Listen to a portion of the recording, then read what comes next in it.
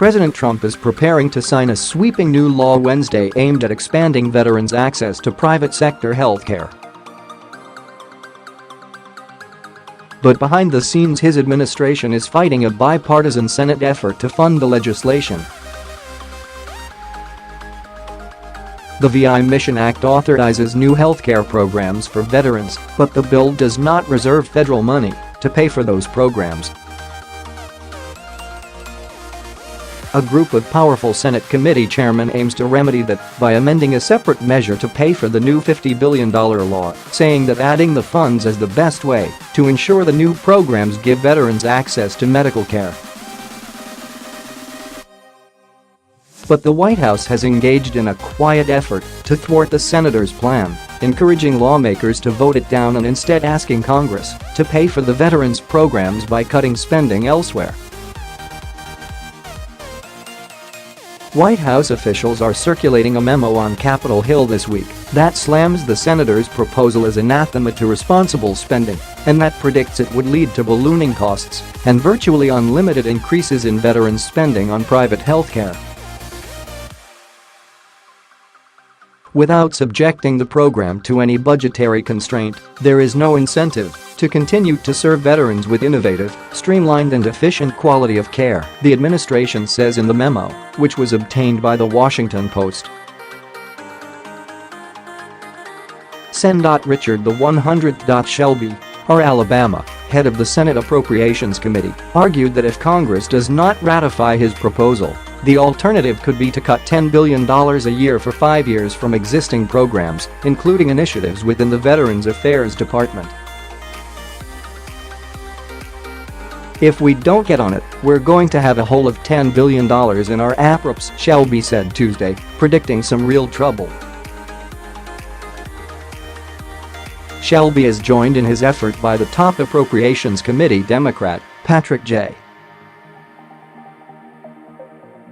Leahy, VT, as well as the leaders of the Veterans Affairs Committee, Chairman Johnny Isakson, R. Georgia, and Sen.Jon Tester, D-Mont. Their coalition reflects a renewed commitment in the Senate to completing spending bills on a bipartisan basis after years of budget dysfunction. Their effort has run into stringent opposition from a White House still reeling from conservative backlash to the $1. $3 trillion government-wide spending bill Trump signed in March.The deal broke through previous spending caps with huge increases in domestic spending Democrats demanded in exchange for military spending sought by Republicans.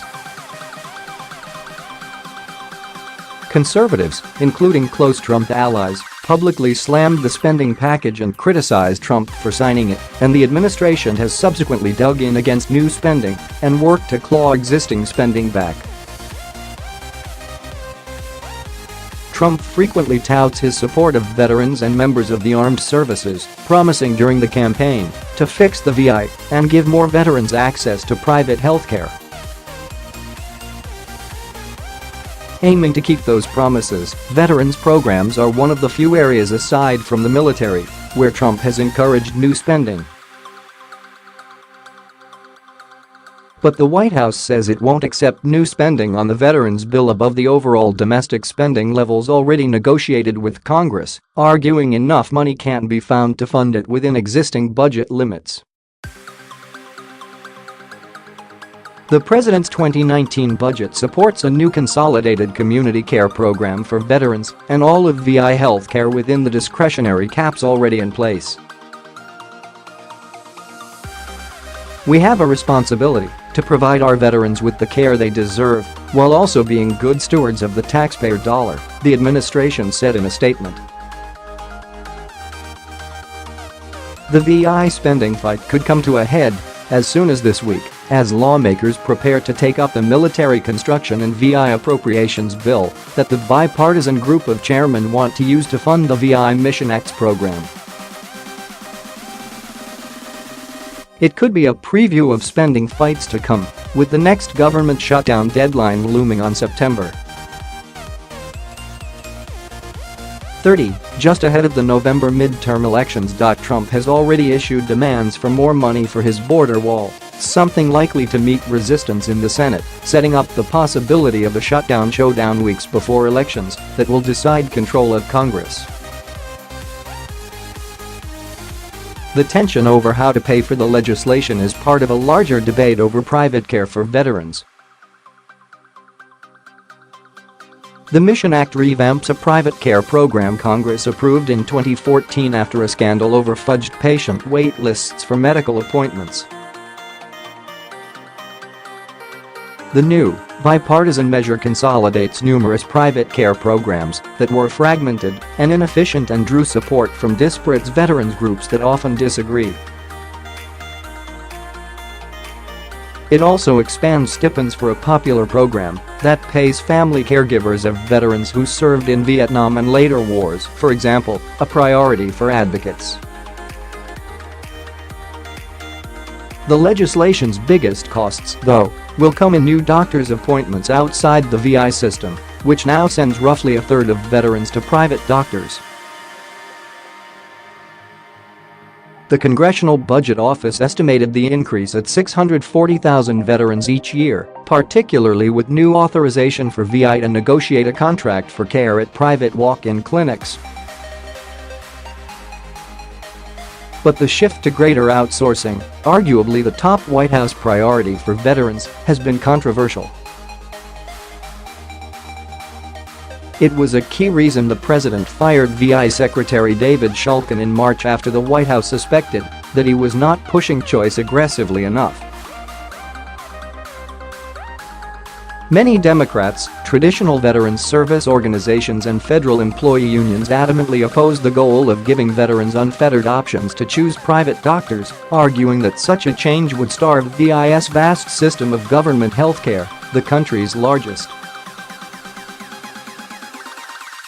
Another sticking point is cost. There is no reliable estimate and little research to determine how much taxpayers pay for a private medical appointment versus one inside VI's system of 1,300 clinics and hospitals. Conservatives and liberals agree that outsourcing tends to cost more because VI care has economies of scale, but how much more is a question that will affect the spending debate between the senators and the White House. The Congressional Budget Office has not done a good job projecting how much private care costs because VI doesn't share its data and often doesn't collect it, so you can't make an accurate prediction, acknowledged Dan Caldwell, executive director of Concerned Veterans for America, a White House allied group backed by the conservative industrialists Charles and David Koch that has led the push for veterans to decide where to get their medical care and from whom.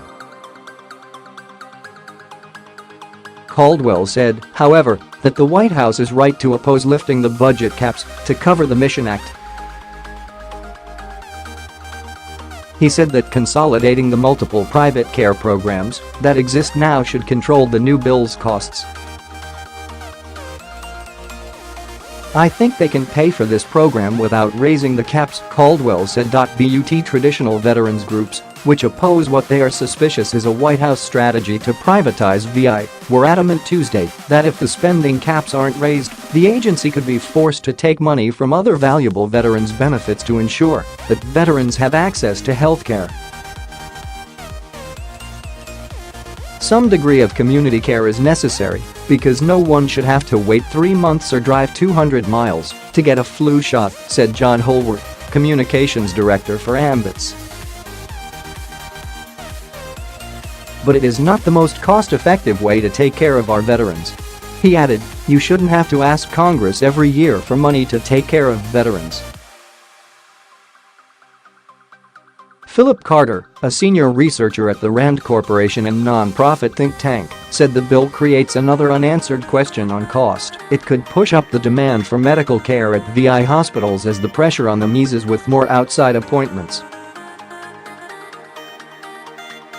When the agency agrees to fund new programs as it has done here, there is potential for far more veterans to use the system, whether it's inside VI or outside, Carter said. That's what the White House and Congress have to reconcile themselves to, demand going up overall and costing more.